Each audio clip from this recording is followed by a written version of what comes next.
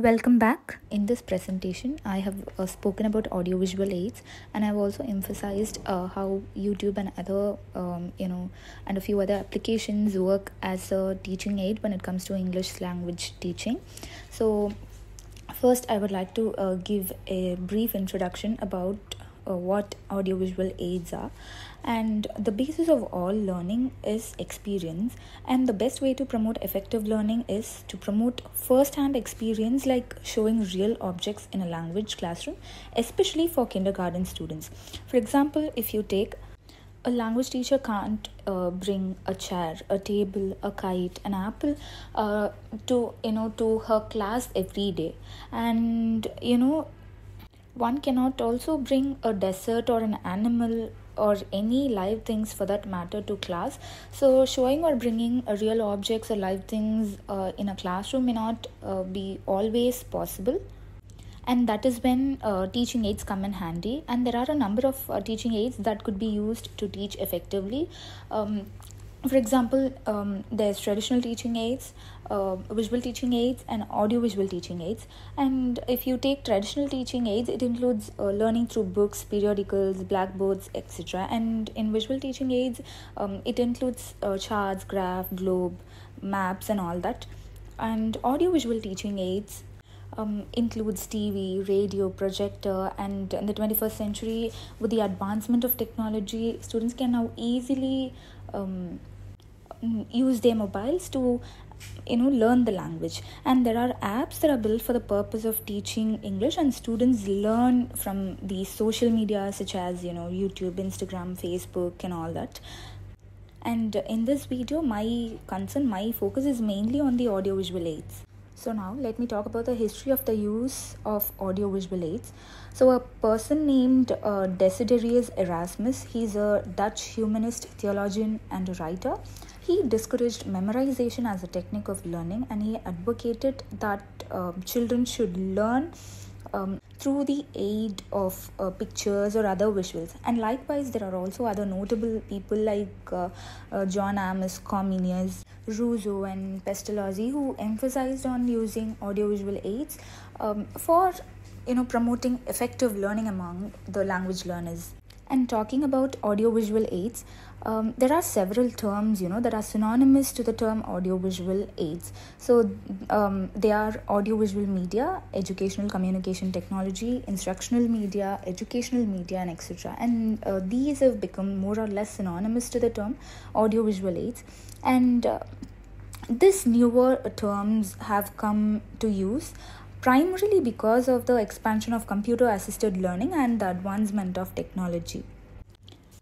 And these audiovisual aids are classified into three major types based on the learner's sense organs that are influenced by the aids. So the first type is audio aid that influences the learner's auditory sense, and it is a sense that is related to listening or hearing.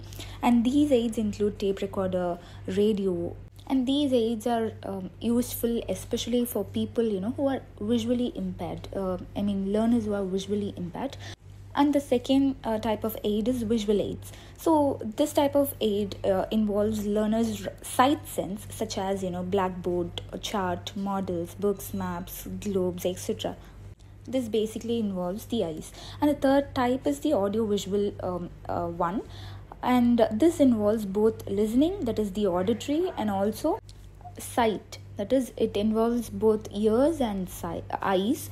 And for example, TV programs, videos, videos that are uploaded on YouTube, Insta, Facebook, and all the computer assisted learning. And in recent times also, we have seen so many teachers use Google Meet and Zoom as a platform for teaching. And language learners across the globe can be connected via Google Meet and Zoom.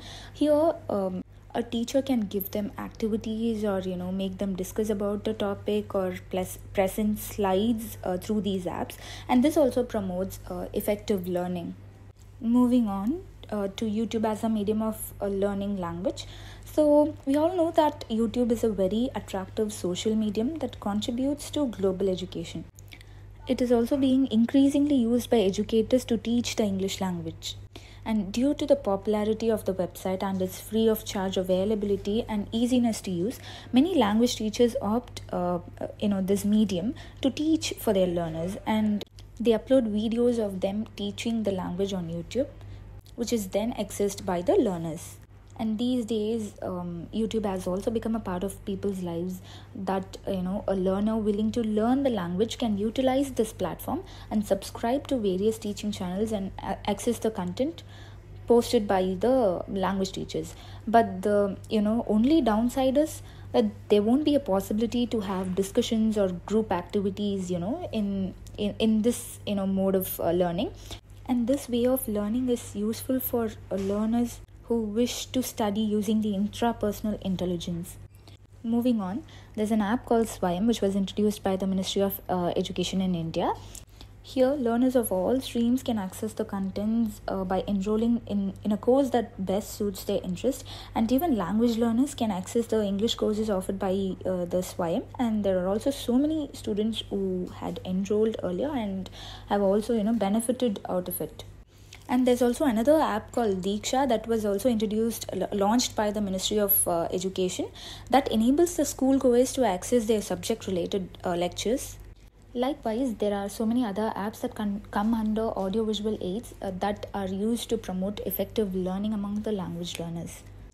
Moving on to the advantages of audiovisual aids, the first advantage is that good motivators. That is, the audiovisual aids are good motivators. These aids help students work with more interest and zeal, with all the enthusiasm, and it also makes them attentive in class as they are attracted to the sounds and visuals.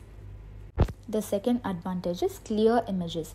So here, learning through senses becomes the most natural and consequently the easiest, as clear images are formed when we see, hear, touch, taste and smell. So this is when the audiovisual plays its role in enhancing the language skills of the learner. The third one is variety.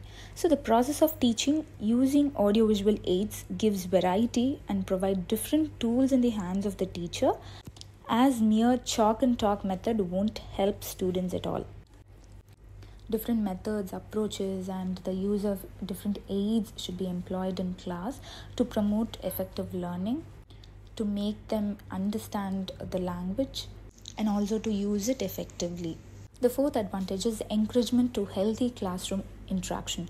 So audiovisual aids, through their wide variety of stimuli, provision of active participation of the students, and various experiences, encourage healthy classroom interaction for the effective realization of teaching learning objectives.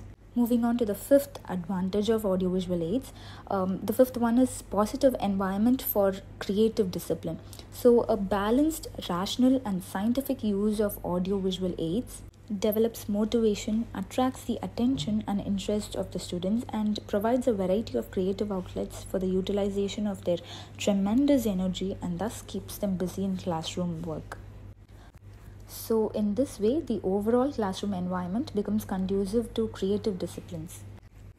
Moving on to disadvantages, the first one is technical problems. So we never know when there will be a power cut, and if there's inverter, then it is well and good, but in case if it is not, the whole presentation will go futile.